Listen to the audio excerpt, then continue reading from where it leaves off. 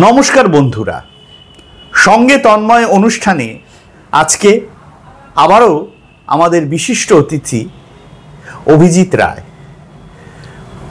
অভিজিৎ দা, সঙ্গে তন্ময় অনুষ্ঠানে আপনাকে আবারও স্বাগত।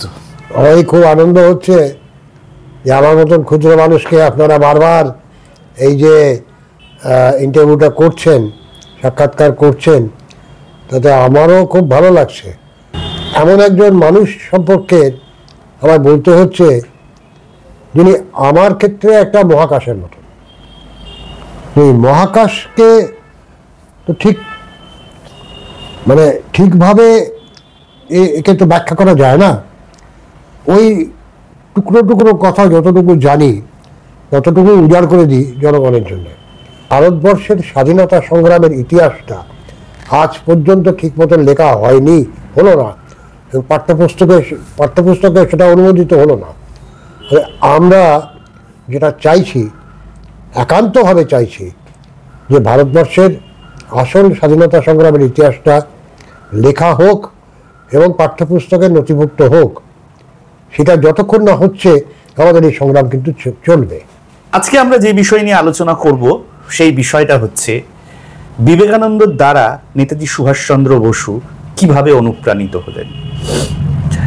আমরা দেখতে পাচ্ছি অভিজিৎ দা, আমরা দেখতে পাচ্ছি যে জিনিসটা, যে মাত্র 15 বছর বয়সে সুভাষচন্দ্র লিখছেন, মাত্র 15 বছর বয়সে বিবেকানন্দ আমার মধ্যে প্রবেশ করেছে। এবং এই যে প্রবেশ করা, পাশের বাড়ির থেকে তিনি বই নিয়ে আসেন, সেখান থেকে তিনি বই অধ্যয়ন করা শুরু করেন।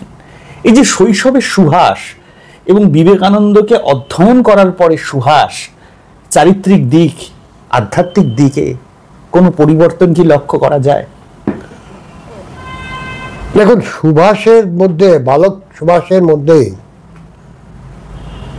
একটা আলাদা ব্যাপার ছিল বসু পরিবারের। বড়দের মুখে আমরা যেটা শুনেছি, একান্নবর্তী পরিবার, বিরাট বড় একান্নবর্তী পরিবার বলবো না, কারণ জানকীনাথ বোস, প্রভাবতী বোসের অনেক ছেলে মেয়ে ছিল। তাছাড়া জানকীনাথ বোসের আশ্রিত অনেকে ছিলেন ওখানে, কটকের বাড়িতে যারা থাকতেন। বিশেষ করে সুভাষচন্দ্রের মাতুলালয়ের হাটখোলার দত্তবাড়ির অনেকে। সেখানে একটা জমজমাট পরিবেশ ছিল। ছেলেরা উঠতি বয়সে তারা খেলাধুলো করছে, ক্রিকেট খেলছে, ফুটবল খেলছে, হই হট্টগোল করছে নিজেদের মধ্যে। কিন্তু এদের সবাইকার কাছ থেকে কিন্তু সুভাষ যেন একটু আলাদা। বালক সুভাষ বাগানে বেরিয়ে মালির বাগান চর্চাটা দেখতে খুব ভালোবাসতেন। মানে তার এই যে মালি যে নিবিষ্ট মনে বাগানের পরিচর্যা করে যাচ্ছে, সেটা দেখতে ওর খুব ভালো লাগতো। বাগানের কাজ মানে কি? একটা চারা গাছকে বড় করা, একটা গাছকে, একটা অঙ্কুর থেকে সেটাকে গাছে পরিণত করা, মানে জীবন দেওয়া। তো সেইটা সুভাষচন্দ্রর খুব ভালো লাগতো। এবং তাছাড়া তিনি মাঝে মাঝে কটকে মহানদীর ধারে বসে নিজের মনে কি চিন্তা করতেন। এই যে, আমি আধ্যাত্মিক বলবো না, এই যে ধরুন এই ফিলোসফিক্যাল যে ব্যাপারটা ছিল, এই জিনিসটা কিন্তু সুভাষচন্দ্রের মধ্যে আগে থেকেই ছিল। এই দর্শনটা সুভাষচন্দ্র বালক বয়স থেকেই দেখেছিলেন, যার জন্য আমার মনে হয় যে তিনি বড় হয়ে কিন্তু দর্শন শাস্ত্রটাকেই বেছে নিলেন তার সাবজেক্ট হিসেবে। কারণ তাঁর একজন মাস্টারমশাইও বলেছিলেন এক সময় যে, সুভাষ, তুমি বড় হয়ে কি পড়তে চাও? বলে, আমি ইতিহাস পড়তে চাই। বলে, কেন তুমি ইতিহাস পড়বে কেন? বলে, ভারতবর্ষকে ভালো করে আমি জানতে চাই। বলে, না, তুমি তো জানতে পারবে না, কারণ এখন যে ইতিহাসটা পড়বে সেটা তো ব্রিটিশদের লেখা ইতিহাস, তাতে তো তুমি ভারতবর্ষকে চিনতে পারবে না। ভারতবর্ষকে চিনতে গেলে তুমি দর্শন পড়ো, ফিলসফি পড়ো, তাহলেই তুমি ভারতবর্ষকে চিনতে পারবে। তো তার দ্বারা প্রভাবিত হয়েই হোক কিংবা নিজের মনের মধ্যে থেকেই হোক, সুভাষচন্দ্র কিন্তু দর্শন শাস্ত্রটাকেই মেনে নিলেন তার সাবজেক্ট হিসেবে।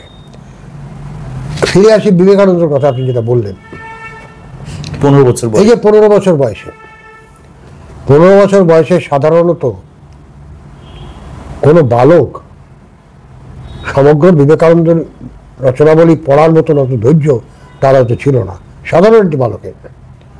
কিন্তু অতি অল্প সময়ের মধ্যে সুভাষচন্দ্র সম্পূর্ণ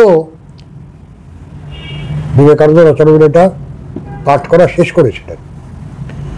এবং অন্যান্যরা কি, অন্যান্যরা বিবেকানন্দ পড়ে তার ত্যাগের কথাটা বলবে, তার আধ্যাত্মিক বিষয়ের কথাটা বলবে, তার অন্যান্য কথাটা বলবে, ধর্মীয় কথাগুলো বলবে। কিন্তু যার কাছ থেকে উনি বই নিয়ে এসেছিলেন, তার এক বন্ধুর বাবার কাছ থেকে, তিনি যখন জিজ্ঞেস করলেন যে তুমি এই যে বিবেকানন্দ রচনাবলীটা পড়লে, এর থেকে তুমি কি শিখলে, কি জানলে, সুভাষচন্দ্র একটা অদ্ভুত জবাব দিয়েছিলেন যে বিবেকানন্দ রচনাবলীটা পড়ে আমি যেন ভারতবর্ষকে নতুন করে চিনতে পারলাম। তো এই যে দর্শন, যা 15 বছরের বালক, তাতেই বোঝা যায় সুভাষচন্দ্রের মেধা আর বুদ্ধির পরিচয়।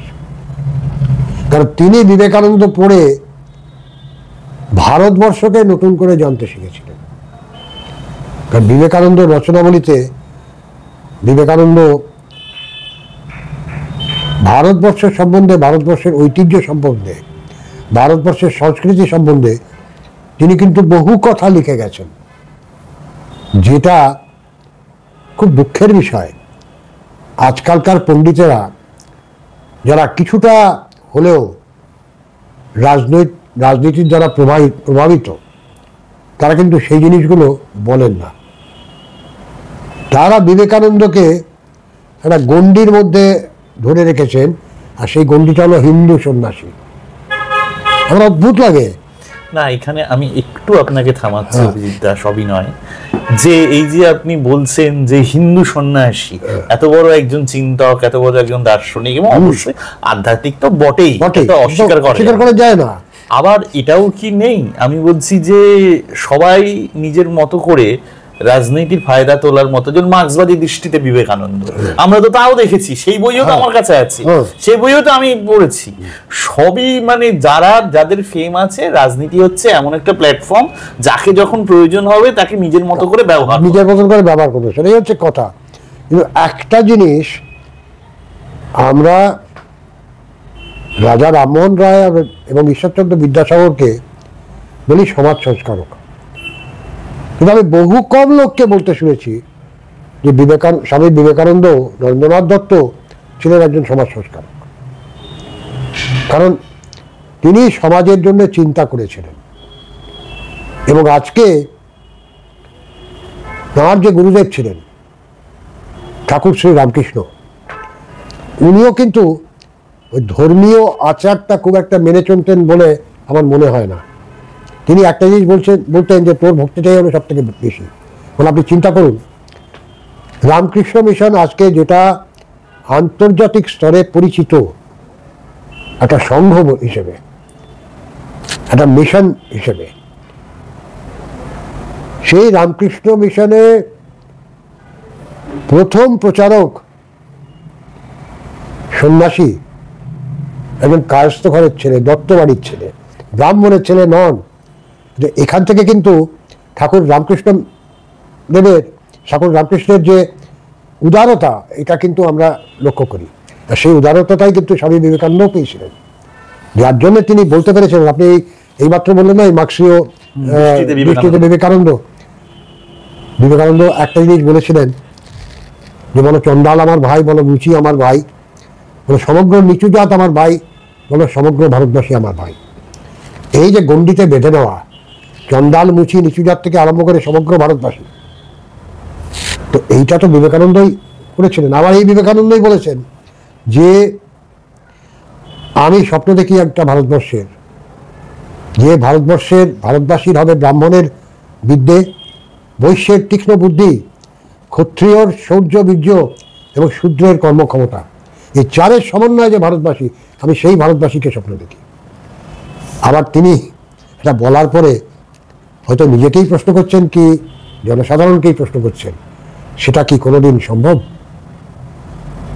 তিনিও কিন্তু দ্বিধান্বিত, কারণ তিনি যে ভারতবর্ষের ছবিটা দেখছেন, জাতপাত, এই ছোঁয়াছুঁয়ির এই যে একটা জঘন্য ব্যাপার তখন চলছে।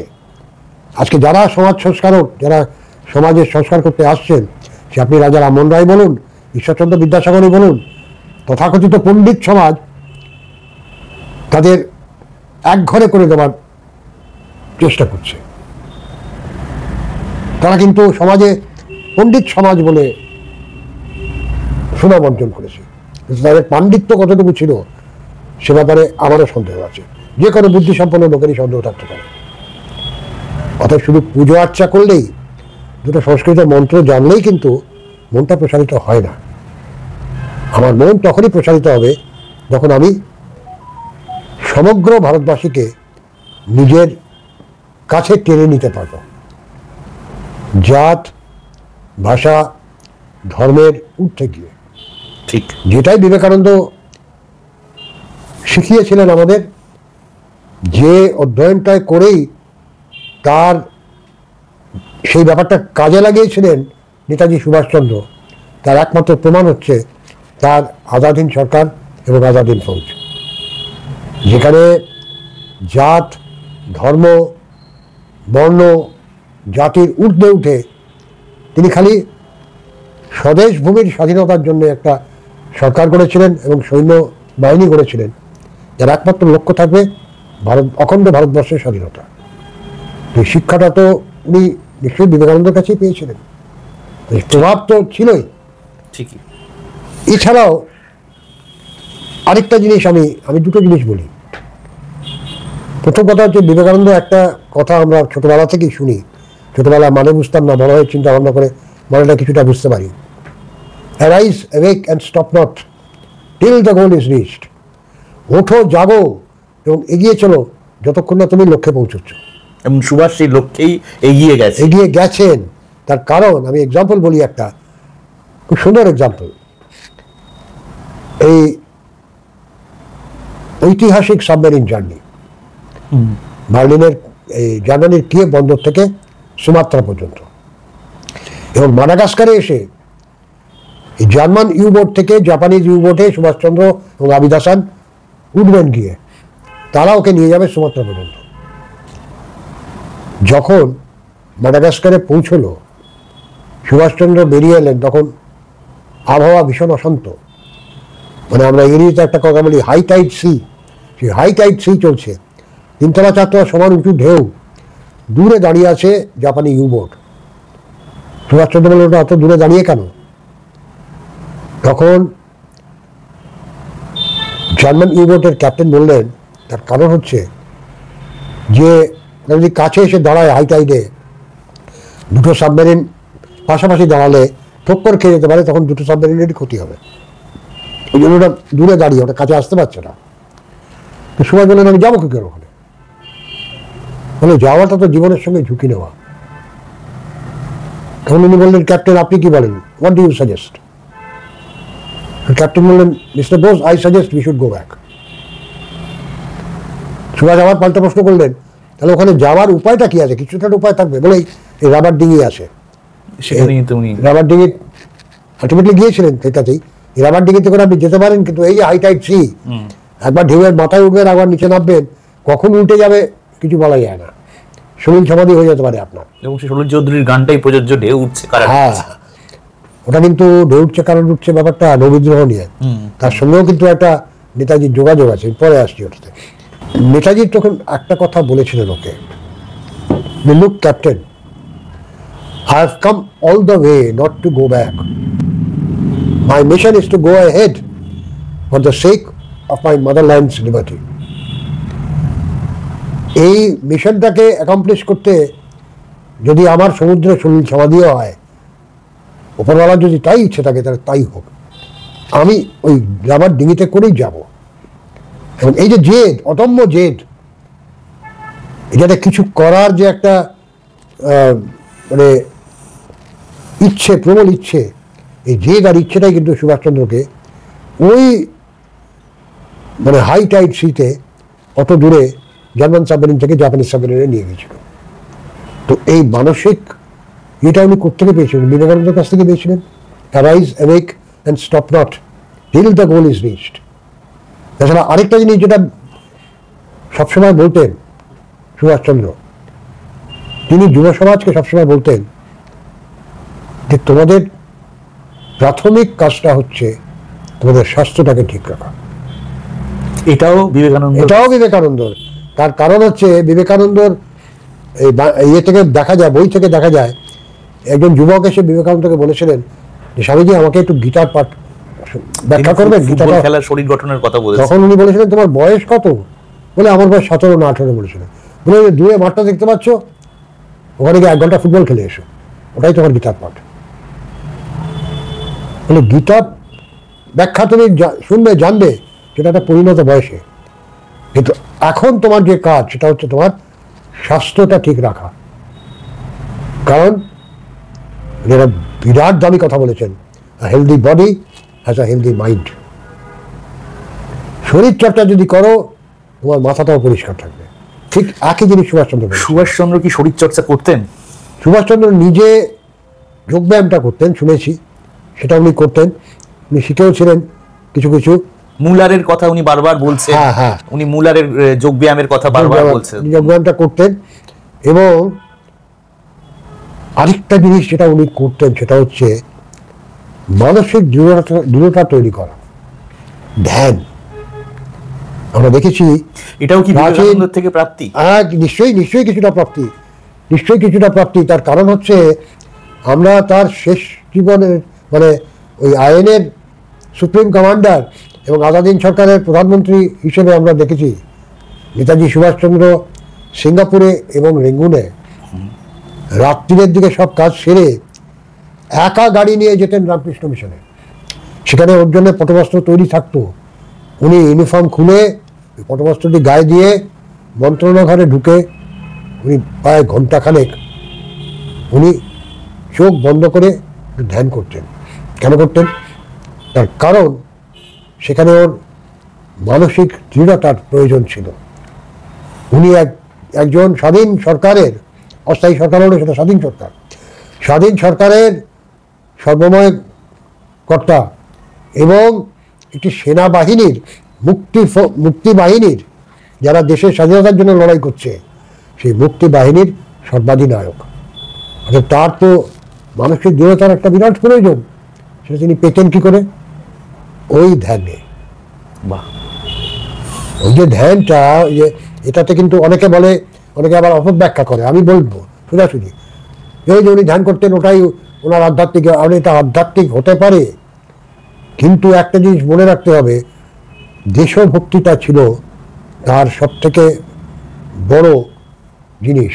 এই দেশভক্তির জন্য তিনি একটা চিন্তা ভাবনা করেছিলেন যে আমার যেটা দরকার সেটা হচ্ছে আমার মানসিক দৃঢ়তা, মেন্টাল কনসেন্ট্রেশন, সেটা উনি জোর দিতেন। আচ্ছা অভিজিৎ দা, এটা যে আপনি বলছেন কথাটা খুবই গুরুত্বপূর্ণ কথা। পাশাপাশি সেই সময় আমরা দেখতে পাচ্ছি সুভাষচন্দ্রের সমকালীন বা তার পূর্বে আমরা দেখতে পাচ্ছি যে অনেক বিপ্লবীরা একদিকে কালীর উপাসক, একদিকে আবার স্বদেশী আন্দোলনে যুক্ত। আমরা কি এভাবে ভাবতে পারি যে আধ্যাত্মিকতা এবং স্বদেশী আন্দোলন একে অপরের হাত ধরে আন্দোলনকে এগিয়ে নিয়ে যাচ্ছে? হ্যাঁ, কিছুটা নিশ্চয়ই চিন্তা করতে পারি। যেমন ব্যাপারটা হচ্ছে দেশভক্ত বললেই তো দেশভক্ত হওয়া যায় না। দেশভক্ত হতে গেলে একটা মানসিক দৃঢ়তা লাগে। এই মানসিক দৃঢ়তা আমার জন্যে আমার একটা শক্তির উপর নির্ভর করতে হয়। এই শক্তিটা কি? হয় আমি আধ্যাত্মিক শক্তি এসে নিরাকার সাধনা করব, ধ্যান করব, আর না তো আমি একটা আকার নিয়ে, যেমন ধরুন এমন একটা দেবীর আরাধনা করব যিনি দুষ্টের নিধন করেছেন, কালী ঠাকুর, বৈশাখের মর্দিনী দুর্গা। আচ্ছা, একটা জিনিস ভুললে চলবে না, আলিপুর জেলে অনশনে বসার আগে সুভাষচন্দ্র কিন্তু কয়েদিদের নিয়ে আলিপুর জেলের মধ্যে দুর্গাপুজো করেছিলেন। তার কারণ তিনি মনে করেছিলেন যে শক্তির আরাধনা করলে তার যে সহবন্দীরা আছেন, রাজনৈতিক বন্দীরা, তাদের মধ্যে একটা চেতনা তিনি অন্তত দিতে পারবেন। ভক্তি সহকারে। আজকের যে পুজো আমরা দেখি, বিশেষ করে বারোয়ারি পুজো যেগুলো দেখি, সেগুলো তো চমক ধমকই বেশি। তার মধ্যে আচার ব্যবহার শক্তি কতটুকু আছে। আজকে সত্যি কথা বলতে কি, সংস্কৃতে যে মন্ত্রগুলো পড়া হয় তার কতটা আমরা বুঝি। ঠিকই। আজকে আমাদের সংস্কৃতির যে আধার ছিল, সংস্কৃত যে সাবজেক্টটা, যে ভাষাটা, সেটাই তো বিলুপ্ত। আজ আমি যে মন্ত্রটা বলছি, আজকে ব্রাহ্মণ পণ্ডিত যে খাতা দেখে দেখে, কিছু মনে করবেন না, খাতা দেখে দেখে যে মন্ত্রটা পড়ছেন, আমি সেই মন্ত্রটাই আওয়াচ্ছি আবার, কিন্তু কতটুকু ভক্তি চাচ্ছে আমার কাজেও, বা কতটুকু শ্রদ্ধা আমি আনতে পারছি। তো এই জিনিসগুলো আমরা তো চিন্তা ভাবনা করি না আজকাল। ঠিকই। সুভাষচন্দ্র করেছিলেন, যার জন্য সুভাষচন্দ্র একটা জিনিস বলেছিলেন যে ভারতবর্ষে আমিও বামপন্থী সরকার চাই, কিন্তু সেটা আসবে ভারতবর্ষের ঐতিহ্য এবং সংস্কৃতিটাকে মেনে নিয়ে। কারণ ভারতবর্ষে যে সরকার আসবে, সেখান থেকে কিন্তু আমার রাজা রামমোহন রায়কে বাদ দিলে চলবে না, ঈশ্বরচন্দ্র বিদ্যাসাগরকে বাদ দিলে চলবে না, স্বামী বিবেকানন্দকে বাদ দিলে চলবে না, এবং ভারতবর্ষের বামপন্থা কোনো অন্য দেশের কার্বন কপি হবে না। এটা বলেছি। ওর জন্য তিনি প্রকাশ্যে, উনি তো পিছিয়ে আসতেন না, পিছিয়ে আসা লোক ছিলেন না, উনি প্রকাশ্যে কমিউনিস্ট পার্টি অফ ইন্ডিয়ার সমালোচনা করেছিলেন। বলেছিলেন কমিউনিস্ট পার্টি অফ ইন্ডিয়া এই যে মস্কোপন্থী হয়ে যাচ্ছে, এইটারই আমি পরিপন্থী। আমার বন্ধু সুভাষ, দিলীপ কুমার রায়ের লেখা, দিলীপ কুমার রায় সেখানে লিখছেন, সুভাষকে যখন প্রথম দেখছি আমি, তখন দেখছি সে অত্যন্ত বাগ্মী, অত্যন্ত বিতর্ক সভায় সে অংশগ্রহণ করছে, এবং যখন সে প্রথম আমার কাছে এলো আমি দেখতে পেলাম তার মধ্যে সে বলছে যে রামকৃষ্ণ এবং বিবেকানন্দের কথা।